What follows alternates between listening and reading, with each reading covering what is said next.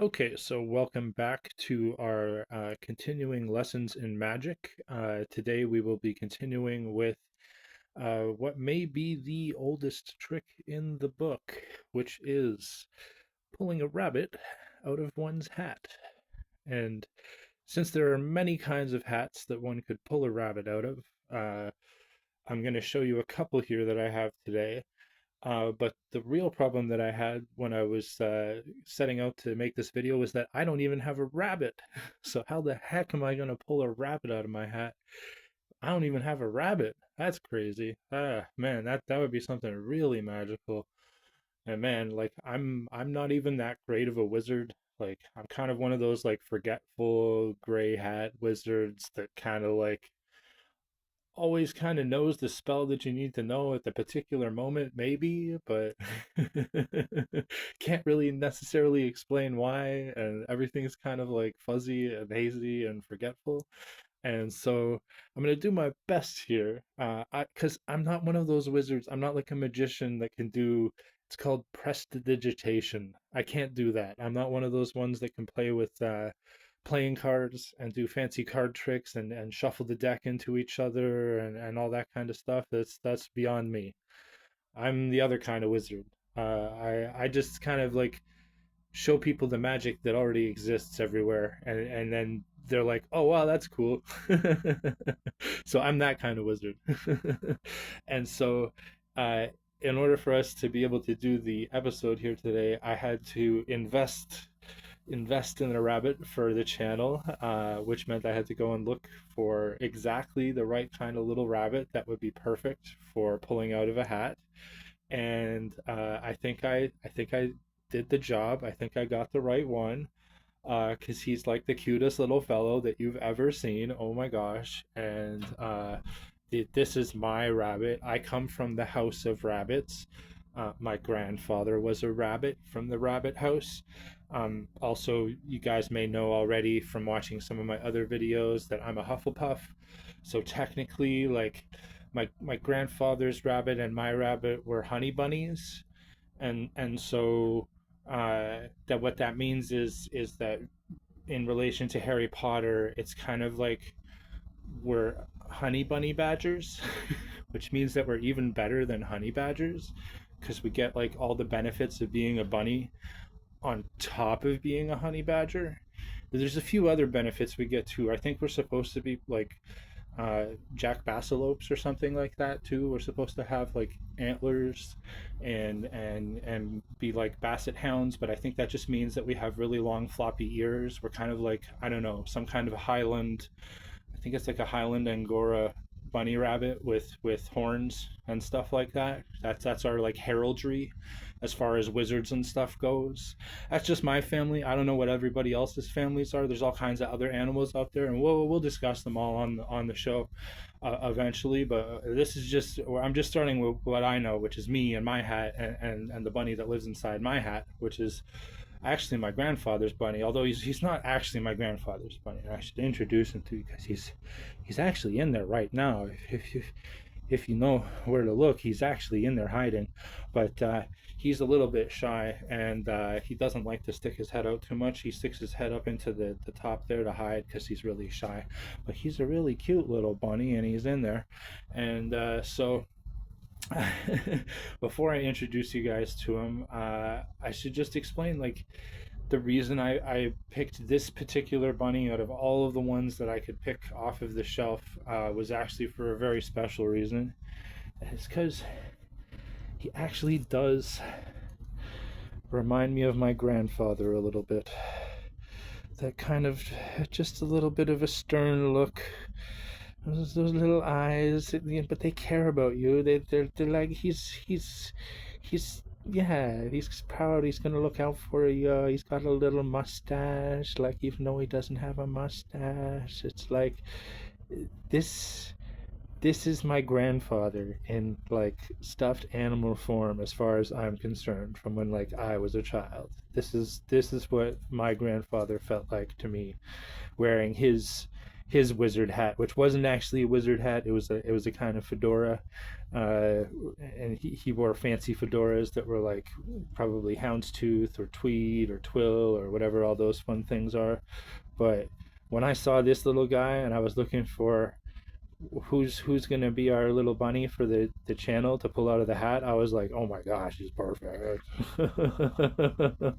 Almost looks like he's alive. Like holy cow, you know. So I'll just show you guys here.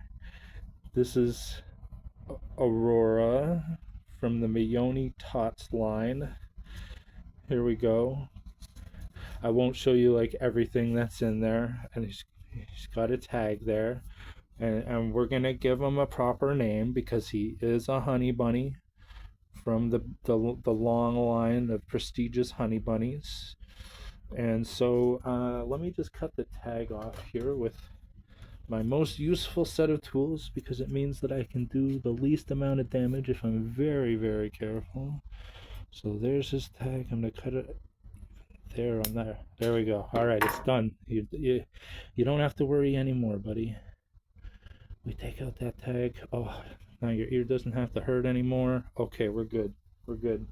Let's make sure we put that into our dangerous things bin so that it doesn't hurt anybody else. And there, we're good to go. Okay, and at some point, I probably will try to remove the tag because the tag has like the washing and the serial number information on it, and like he's gonna be our bunny forever, so I don't think we need the tag. uh if you were like a collector, you would probably keep that on there, and like my temptation is to just kind of grip it and rip it and hope that it does the best, but I don't want to injure our bunny, so I'm gonna figure out how I might be able to do that like very carefully with the scissors, or I'm gonna ask my mom to do it because she knows how to do everything. So there we go. She'll know. But so this is our bunny for the channel. I'm not the tag here. I could also cut, but it's a nice leather tag, and for me, it's kind of like, well, that's this bunny's house, so I can't remove the tag. That's me. That's me. Somebody else, you might want to remove the tag. So that's your bunny. You could put a collar on. You could do all kinds of things, but I'm kind of trying to leave him original in some sense. In some sense. So we'll see. We'll see. But I'm gonna leave him like this for now. So this is our bunny. His name is Mr. Bun Bun. That is short for, Mr. Benjamin Bunnington the Third. But he's from a long line of Benjamin Bunningtons, and he's a honey bunny, and he's my honey bunny, and he's gonna live inside my hat now, and our hat for the channel, because isn't he just the cutest thing ever? And so he can even like do poses and stuff. I'm pretty sure too. Oh, let me see if I do. Aw. He can do poses. Cutie patootie. All right. All right. I'll start behaving. Stop misbehaving. Okay, before we stick him into his home again, you can see here in my hat, I've got one long string. That's from when they were manufacturing it. I'm just going to try to snip that out too, because I don't want anything to happen here. So I'm just going to pull it out as much as I can. All right, that's pretty good. Something down in there.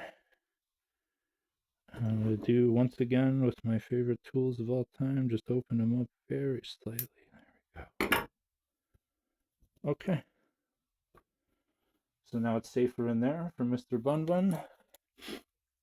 And Mr. Bun Bun likes to live in my hat, of all places. Isn't that right, Mr. Bun Bun? Yep, of course it is. So I'm going to show you, obviously, Mr. Bun Bun's house. When nobody else is using it, Mr. Bun Bun's house is always available for Mr. Bun Bun to live in. And live there on the shelf or on the table or wherever you're hanging out, and just you could even dress it up on the inside and make little appliques for the inside of your hat so that it looks like a little house for Mr. Bun Bun to live in, because that would be fun. So that might be something that we're going to have to do when we think about decorating our hat at some point, which is another episode coming up. My hat is still not decorated. That is still something I have to do. Okay, so ways that Mr. Bun Bun can stay inside the hat so that you can do actual magic with Mr. Bun Bun. So one of the ways is that Mr. Bun Bun is just long enough. He can kind of just balance in there a little bit, just from end to end. And then you can put the hat down again on the table and Mr. Bun Bun's in there. Now, it depends on how you handle the hat, right? Whether you tap it and Mr. Bun Bun comes back out again, and what direction you put Mr. Bun Bun into the hat to begin with, and how much tension there is, right? Determines like how easy it is to do anything, because Mr. Bun Bun's already fallen down here. But there he is. Ah, ta-da! I told you he's a magic pony. There we go. Okay, then you can pick up your hat with your bunny inside, right? That's pretty easy, right? And another one that you can do is Mr. Bun Bun likes to hide with his face all the way down inside the hole. And if you smooth it over Mr. Bun Bun's head so that he's down there nice and safe and secure, then he doesn't actually fall out.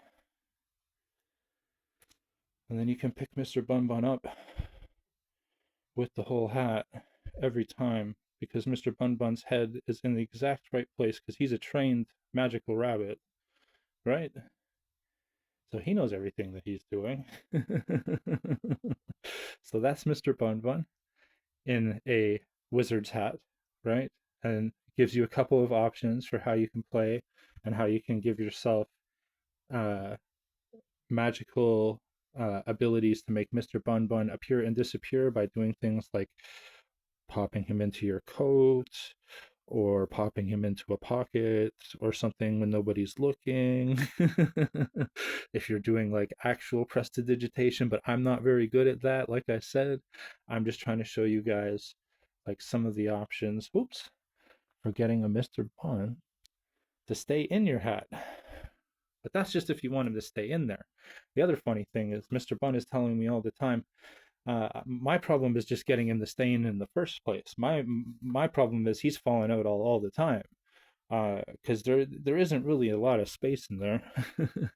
By the time you have a Mr. Bun in there for your head, if you're gonna wear this around, right?